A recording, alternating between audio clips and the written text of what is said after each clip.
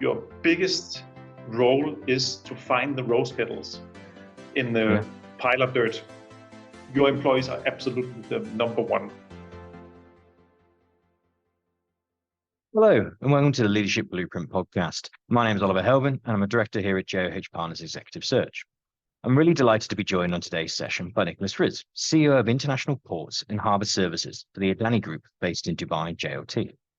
So to start off the session, Nicolai, I just wanted to ask you, what does leadership mean for you? Thank you so much, Oliver. It's a pleasure to be here. And I know my title is a little long, so yes, it's CEO of International Ports and Harbour Services for Adani Group based here in Dubai. But it's a pleasure. Thank you so much for inviting me. No, absolutely. And what I wanted to do, basically for this series, that this is the first episode, as we know, and what I want to do at start all of these episodes is just get your individual sense as to how would you define, what does it mean to you personally? Leadership. I've had many leaders in my life, and you learn from all of them. And there are some of them that really defines leadership for me. And I think what's common for all of them is this ability to park your ego and not bring your ego into the office, and actually focus on what is it that we're trying to solve as a business. Leaders who are mastering the listening skills, both internally but also externally, but also being able to transform yourself along with the business, being able to take feedback and create followership.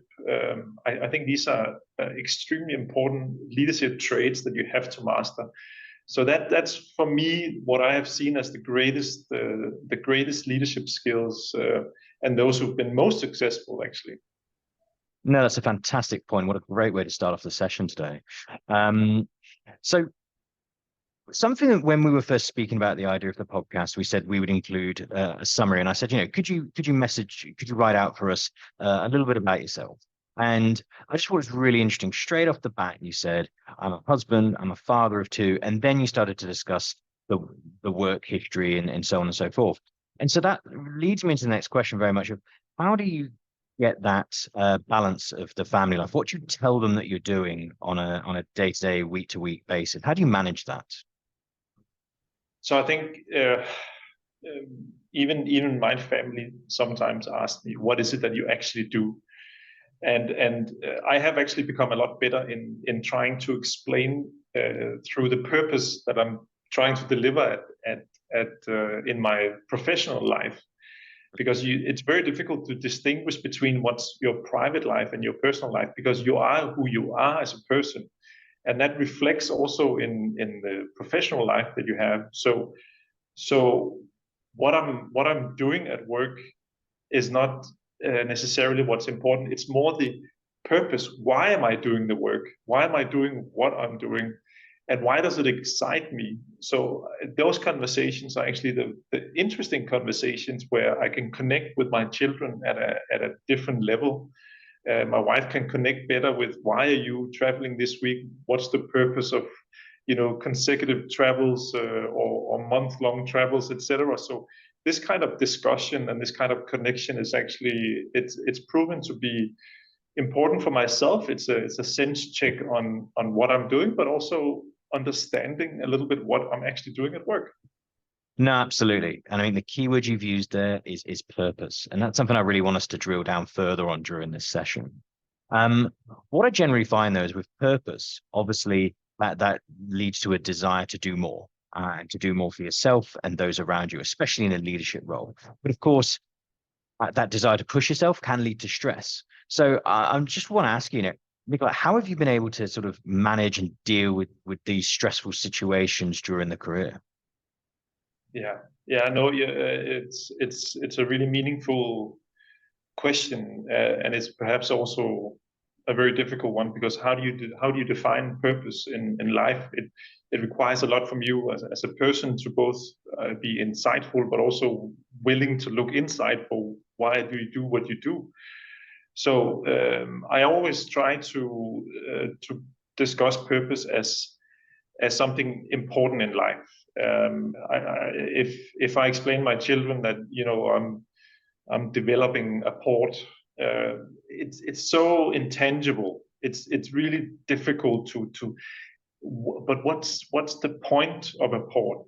Now, instead, if you go beyond that and say, well, I'm actually trying to solve issues for supply chain, getting medicine from one place to another, getting food from this country to another country, those kind of purpose discussions suddenly make sense. So I think if you have to drill down to that level, you also start to appreciate that. Now, stress, as you mentioned, comes also. I mean, a large part of stress is ambiguity and not knowing. And I think those things are extremely difficult to deal with in life. I think my biggest stress trigger is not being good enough for my family.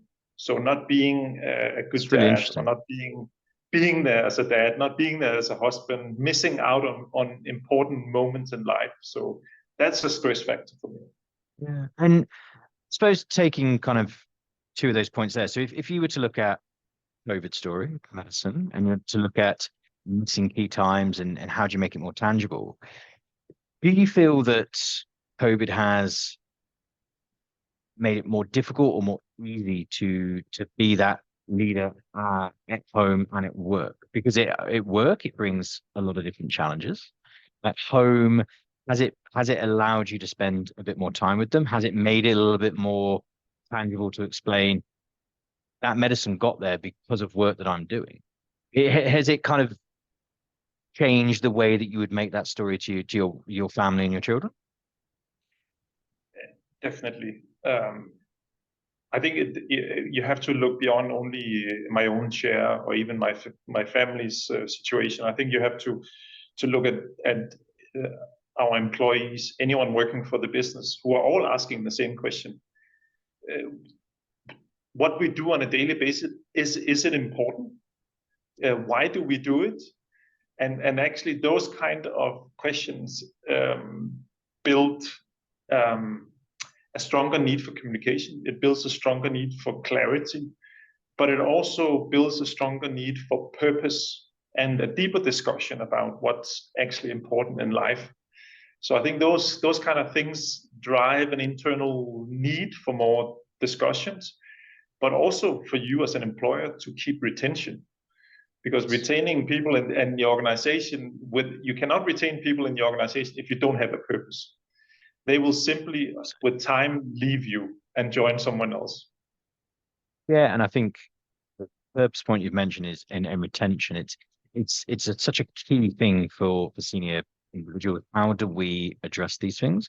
What are some of the key drivers of that? And I think it'd be interesting to see, you know, from the perspective of biggest thing a leader can do is that finding a process, defining a purpose. And you've mentioned purpose a lot here.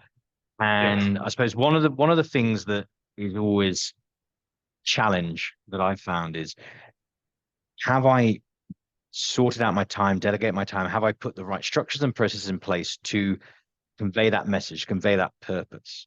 And so I think what I'd love to understand is how have you, or what have you put in place to sort of prioritize and manage that time piece to enable you to be able to deliver those messages? Because it's all good and well having the ideas, it's all good and well having the sessions.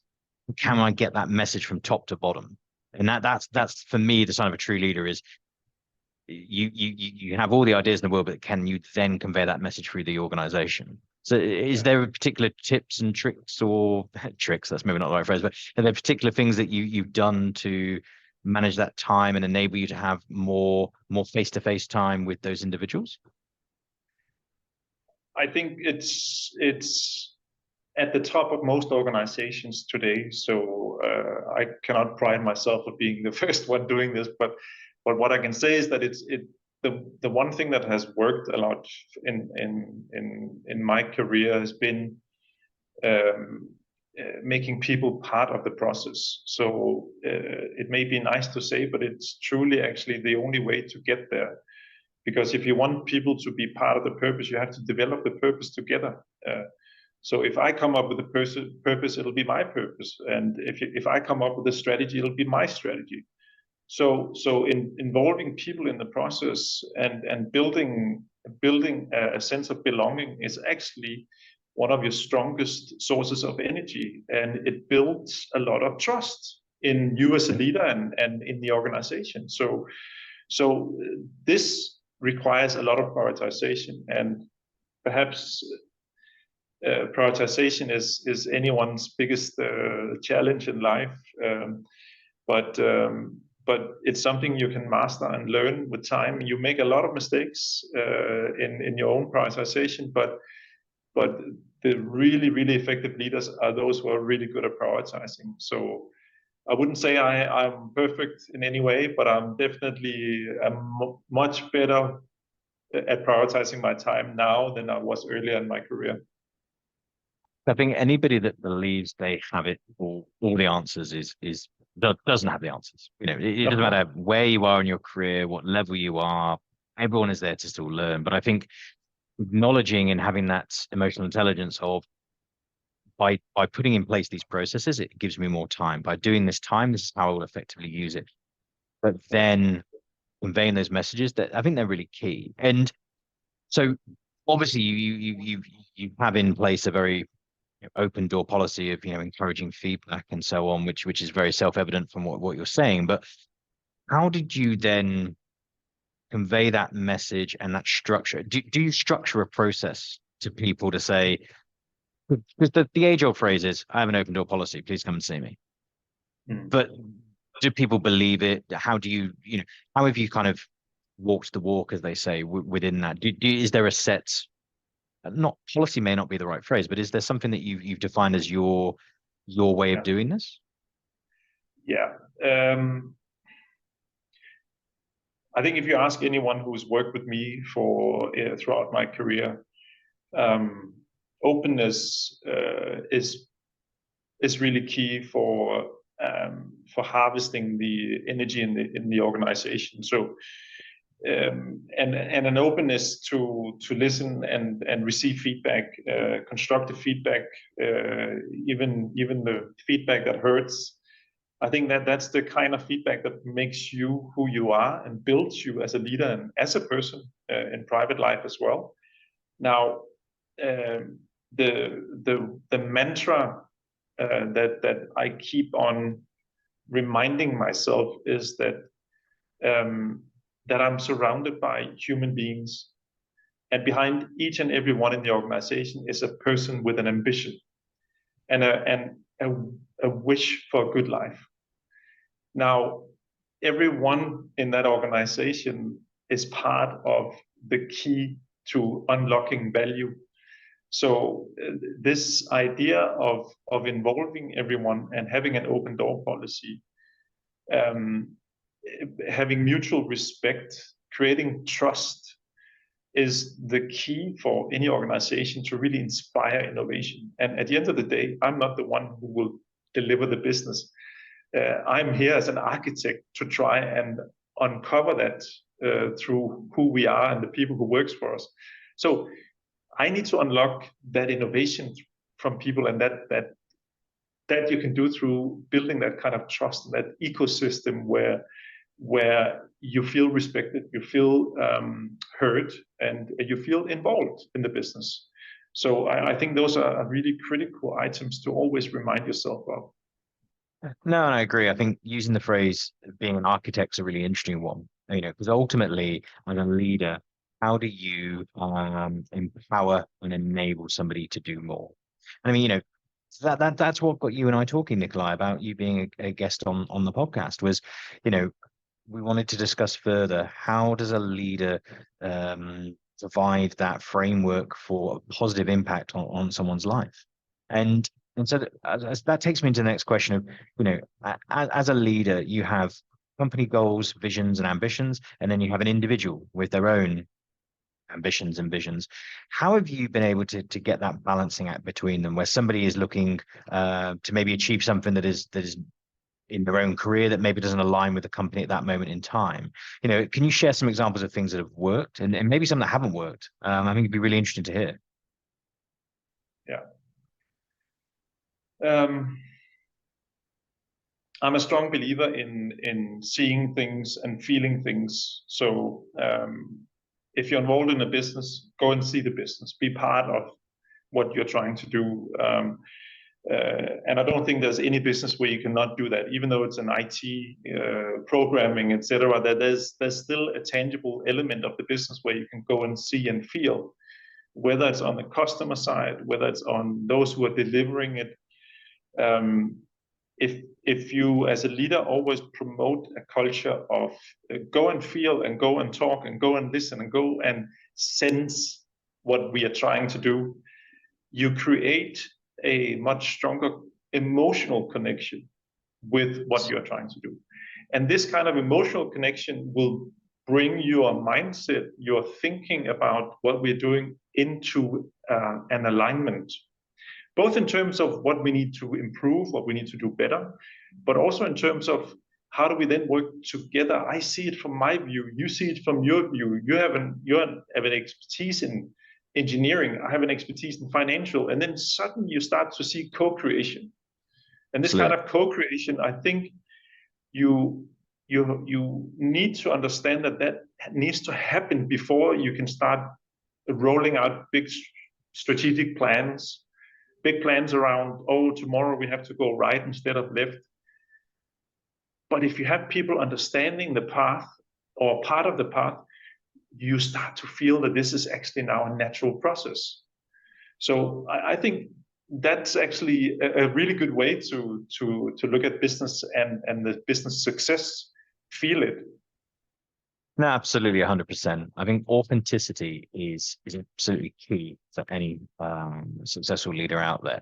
If they can be authentic in their statements, their vision, and their mission, then they have these are the leaders that have the most engaged workforce. They have the best retention because people want to work for them, and it's that age-old thing. People leave a boss. If you can demonstrate the good behaviors that you've done, people will get on board with that. People will follow you, and a lot of great things will happen. We've talked a lot about good, but of course, on the flip side, to achieve good and to understand when something is good, you need to have experienced some challenging times. And so what would be great to understand, Nicolai, is could you share with us just a couple of examples or learnings of challenges that you faced or learnings, let's say, that you faced as a leader along the way? That's a good question. It's not that I don't have any failures to sort of pull out. It's which one do I pull out? I think I have enough to write a book. But then again, I appreciate all of them. I appreciate them because they are such a great learning tool. Now, am I listening to them? Am I learning from them? I really sincerely hope I am. There's definitely a lot of it I have learned a lot from. I think if I have to summarize it and maybe pull out a few key points here, one would be that sometimes I have ignored my intuition. So ignoring my intuition has perhaps sometimes made me not see the situation for what it really was. And I think that's part of it's so difficult to rely on your intuition because a lot of it is just felt in the gut. But if you really trust yourself, sometimes that's actually your best friend. So I think sometimes I've ignored that and I have taken too much feedback from everywhere and had to sort of make peace with 7 different views, but forgot to listen to myself. So I think that's one thing that I've become a lot better in. The other one I would mention, which I think is any leader's challenge, is the timeliness for when to deal with internal issues such as employees or low-performing employees, not necessarily low-performing, but not positively contributing to the culture of the business.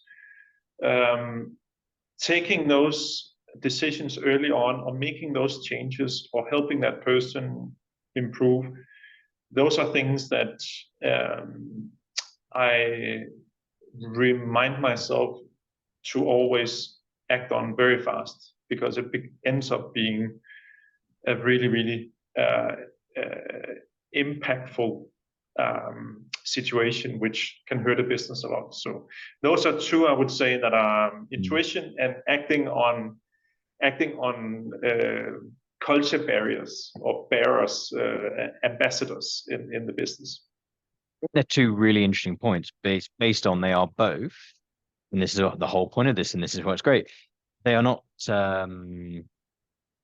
data driven. They are the human element side. As a individual, yes, I listen to data, but I still need to understand I have been employed to look at the data, to listen to these points, but ultimately I will drive that decision.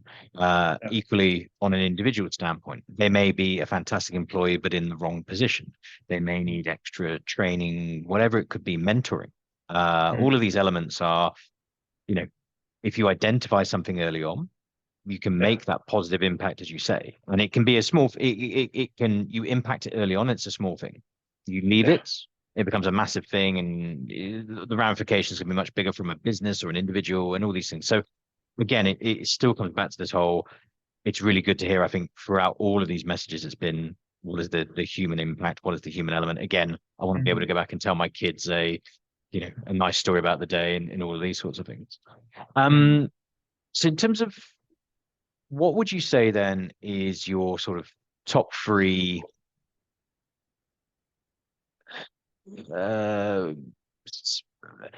ways that you would want to run a successful business? So, I know at the moment you're CEO of an organization. Not asking you to, tell us your strategy in that organization, but in terms of, top three things that you would say to any generic business leader within. If he has A, B, and C sorted in his organization, he's on a really good standpoint, regardless of whether he's in tech or maritime, or whether he's in FMCG, whatever. These are the three things that you as a leader need to really have your alignment on. What might those three be for you? Yeah. So definitely the one thing that everybody says this, but it is so true. Your employees. They are number one for your business. And I always keep saying this to myself. I'm only as good as my team. So take away ego, take away yourself. Your employees are absolutely the number one and should be your number one priority, even before customers. So customers are next for me, of course, and customers are your vital source of information. They are the best learnings that you will ever have. They can provide you the best and the worst data, both of which you will enjoy. And the last thing is your openness to transform, your willingness to say, I am not perfect. And I accept that I am not perfect, and I can do better. And perhaps there's another way to do this. So this ability to transform and change skin as the market and the situation changes around you, you have to be able to review yourself in the mirror constantly. So I think those three things are super important. I think you've again hit a nail on the head. Reviewing, things do change. And whether that's from a technology standpoint, a customer standpoint, whatever it might be, you need to be able to review that, whether that is quarterly, half year, yearly, whatever it might be, there needs to be that. Is there, taking those three examples, is there anything additional you would add to a specific regional leader in the MENA region to say this due to this local, this more regional issue? Something I would add to that to make it a fourth. So maybe those other three are any company globally. But is there something, and this could be specific to maritime, or it could just be specific to the region? Is there like a fourth that you would add in that's regional or industry regional specific? So we this region the culture of this region is outstanding. It's simply fantastic. The willingness to do business, the willingness to create connections is I mean, it's at another level. But that also brings along with it emotions, and emotions are sometimes that's also part of the business and doing business here. Now, I do think that there's one thing that everyone needs to perhaps remind yourself is that emotions are fine, but ego is your worst enemy. So ego is the one thing that I would say, bring your emotions, but leave your ego. That's perhaps the one thing I would say is key for a very good constructive dialogue, because your emotions can go high, and they are high in this region, and I love it. But ego is the enemy to stop any good deal. Yeah, and I think it goes back to your earlier point around getting the balance of gut. Ego, not guts. Sorry, gut, not ego, and still listening to data as well. So there needs to be that balance. I mean, it's all of these things. So in terms of moving towards the end, although I could talk to you for hours, but in terms of what do you think is kind of the number one reason that's sort of stopping executives from achieving their goals? And that's quite a broad question, but in your experience, now this could be your experience of peers that this could be in your experience of when you personally hit a tipping point and move to the next level. What, either for you or for what you see in other people, has been a blocker? Or once I figured out this, moving 10x. What they're one of those aha moments for you? Or that you see other people should be doing? I think it's difficult just to say one thing. So if you'll allow me, I'll say, you say two if you want. Yeah, you say two. and two things that just comes to my mind. I think number one, you as a leader, you're setting the energy. You're also setting the mood, and you're also setting the culture. And walking into the office in the morning and just going to your cabin or your private office in the corner can have an adverse effect on the business.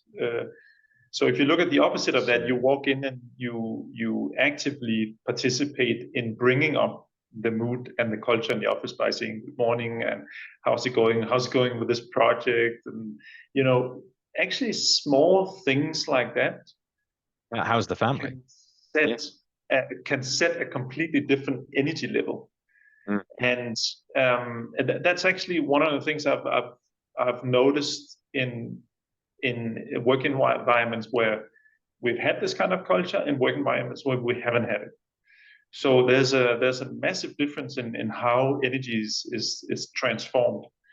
I think the second point I would mention is, if you are a leader, it's not about you, it's about your team.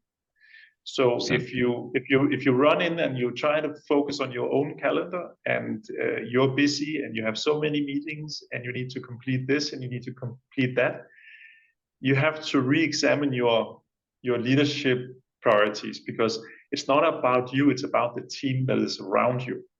So if you're too busy with your own calendar, I think you are not setting yourself up for success. So that would be my yeah. I completely agree, and it actually goes back to an earlier point that we were discussing around putting in place the right processes, the right messaging to enable that time management piece, so that you can deliver small incremental changes that ultimately over time build up to a big impact. And I mean that's the thing, is you don't need to change everything overnight, but you need to have the right processes to enable you to make those impacts for individuals. So as a sort of final question, as a sort of takeaway on the day, as it were, what would be the one golden rule, the one anecdotal quote or message that you would want people to take away from today is the one golden thing that they should remember? What might that be, Nicolai? So I read a lot of articles. I don't read fiction as such, but I read business reviews and business books and so on. And I think the best book I read on a holiday was a book by Satya Nadella, the CEO of Microsoft, and he had a sentence in there that just, for me, it's just stuck in my mind, and it's just because it's so true. And his way of saying it was not it was perhaps a little bit too direct, and I will not quote it word for word here, but he said something like, any leader, CEO, people leader, your biggest role is to find the rose petals in the pile of dirt. Yeah. So I think in life, in business, focusing on the positives and not getting stuck too much on the negatives is a key to be able to be the best of yourself and the best of others who don't have the same ability. Now, you can learn that, and you can ooze that, you can inspire others to see it the same way. So I think that for me is stuck. So I would say read the book, read the context as well, but it's definitely true. Great way to end today. I mean, I think that's a really great takeaway. There's been some great points we've discussed. I think it's, everything I wanted to get from this in terms of just, us chatting it a bit deeper, I think sharing this information with individuals. So from my side, look, thank you very much for being the first guest of what will undoubtedly, fingers crossed, be many on the Leadership Blueprint Openness for JH Partners. And again, Nicolai, thank you so much for your time. And we'll catch up again soon. Thank you so much. Thank you, Oliver. Thank you so much for having me. Thank you. And cheers. Thanks.